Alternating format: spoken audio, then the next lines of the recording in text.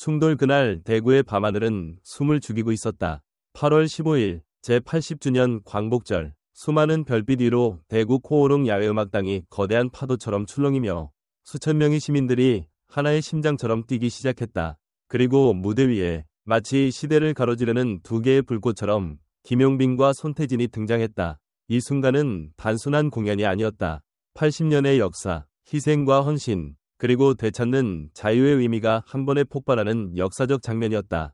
김용빈은 등장하자마자 특유의 깊고 단단한 목소리로 관객의 심장을 두드렸다. 그는 무대에 서는 순간 그저 노래를 부르는 가수가 아닌 시대의 증언자가 됐다. 첫 소절이 울려 퍼질 때 객석 곳곳에서 들려오는 억눌린 숨소리와 눈물 훔치는 소리가 파도처럼 번져갔다. 그의 목소리는 대구의 여름 밤 공기를 가르며 광복절이 가진 무게를 담아냈다. 손태진 역시 물러서지 않았다. 클래식과 크로스오버 무대를 넘나들며 다져진 그의 절제된 기교와 폭발적인 감정 표현은 관객을 순식간에 몰입시켰다. 두 사람은 단순히 인기 가수로서의 무대를 보여준 것이 아니었다. 김용빈은 무대 중간, 이 노래는 자유를 위해 목숨을 바치신 분들께 바칩니다. 라는 한마디로 공연장의 공기를 단단히 묶었다. 그 짧은 문장에 담긴 무게는 마치 관객 모두의 가슴에 못을 박듯 깊게 스며들었다. 손태진은 이어서 평화와 통일을 기원하는 메시지를 담은 곡을 열창하며 무대 위에서 감정이 북받친 듯 잠시 눈을 감고 호흡을 고르기도 했다. 그 모습이 오히려 더 진실했고 관객은 숨조차 크게 쉬지 못한 채 그의 감정을 따라갔다. 이번 경축음악회는 단순히 트로트, 발라드, 힙합, 케이팝이 뒤섞인 축제가 아니었다. 대구 시립극단의 단막극 다시 찾은 결의의 빛 이 무대 위에 펼쳐졌을 때 공연장은 마치 1945년 그날로 돌아간 듯했다.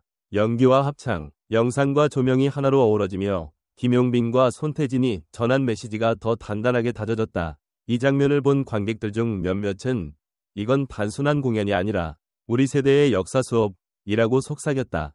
이날의 의미를 더 크게 만든 건 대구시의 준비였다. 무더운 여름밤, 시민 안전을 위해 수십 명의 안전요원이 배치됐고 폭염과 폭우에 대비한 긴급 대책이 마련됐다. 행사장 곳곳에 배치된 구급차는 다행히 큰 사고 없이 밤을 지켰지만 그 대비 자체가 시민들에게 안심을 줬다. 교통 역시 치밀하게 준비됐다. 불법 주정자 단속, 버스 증편, 지하철 임시 열차 투입, 이 모든 게 맞물려 수천 명의 관객이 불편 없이 귀가할 수 있었다. 분석해보면 김용빈이 이 무대에서 보여준 것은 가수 김용빈의 인기 그 이상이었다. 그는 가창력, 무대 장악력뿐만 아니라 메시지 전달자로서의 진정성을 보여줬다. 손태진 역시 단순한 음악가가 아니라 시대적 공감대를 형성하는 아티스트로 자리매김했다. 두 사람의 무대는 화려함보다 울림에 집중했고 바로 그 점이 관객의 마음을 붙잡았다. 무엇보다 김용빈의 강점은 스토리텔링이다. 그는 노래를 통해 단순한 가사 이상의 서사를 전달했고 그 안에 담긴 감정선을 관객이 직접 느끼게 했다. 손태진은 이를 음악적 완성도로 뒷받침했다. 두 사람이 같은 무대에 선 순간 장르는 사라지고 오직 하나의 메시지만 남았다. 우리가 함께 지켜야 할 자유와 평화. 행사 후 SNS와 커뮤니티에는 올해 최고의 광복절 행사였다. 김용빈 목소리에 울었고 손태진 무대에 또 울었다는 글이 이어졌다. 전문가들은 이 무대를 두고 대중음악과 역사인식의 결합이 이렇게 성공적일 수 있다는 것을 보여준 사례라고 평가했다. 단순한 팬층을 넘어 모든 세대가 감동할 수 있는 무대를 만들었다는 점에서 두 가수의 브랜드 가치는 한층 더 올라갔다. 그날 밤 대구의 하늘에 울려 퍼진 김용빈과 손태진의 목소리는 단순히 음악이 아니었다. 그것은 80년의 역사를 품은 함성이었고 앞으로도 잊히지 않을 약속이었다. 관객이 집으로 돌아가는 길, 여전히 누군가는 흥얼거렸고 누군가는 눈가를 훔쳤다. 그리고 모두가 마음속으로 다짐했다. 그날의 무대를, 그날의 메시지를 오래 간직하겠다고. 이번 경축음악회는 행사 자체가 하나의 시민의식이자 집단 서사로 기능했다.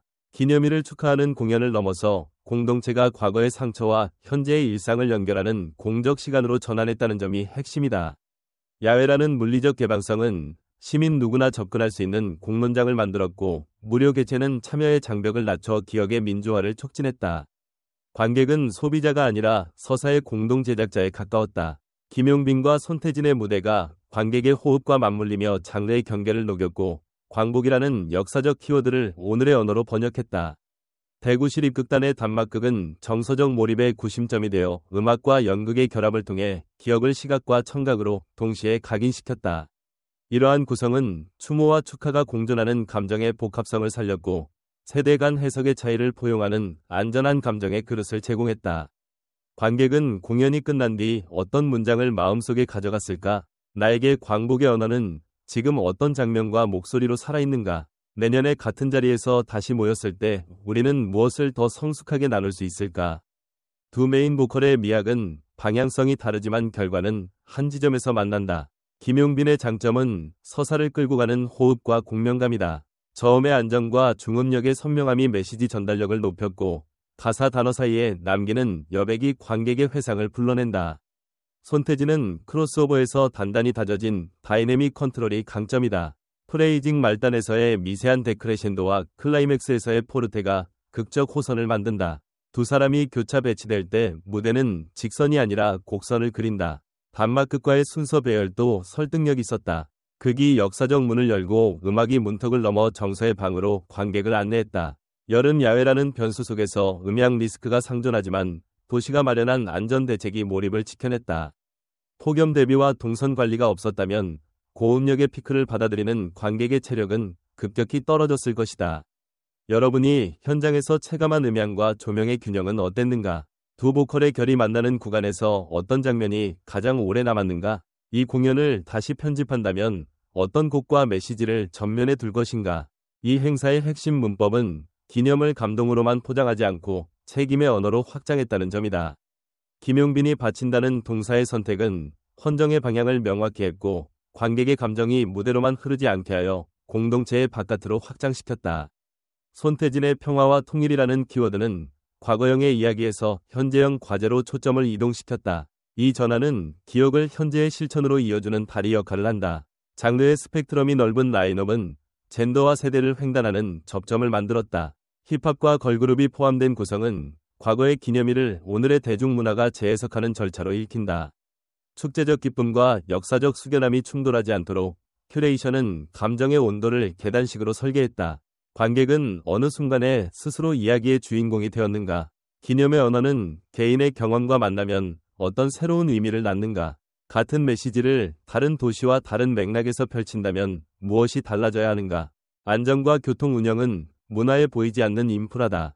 폭우와 폭염이라는 이중 리스크에 대비한 의료 대기 체계와 현장 요원 배치는 예술 경험의 품질을 떠받치는 실무적 장치다.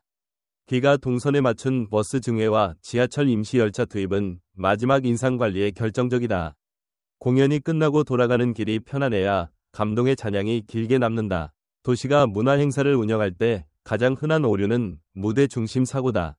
관객의 여정 전체가 무대라는 관점으로 전환하면 행사 전날의 온라인 안내부터 행사 후 데이터 회수까지가 모두 연출의 일부가 된다.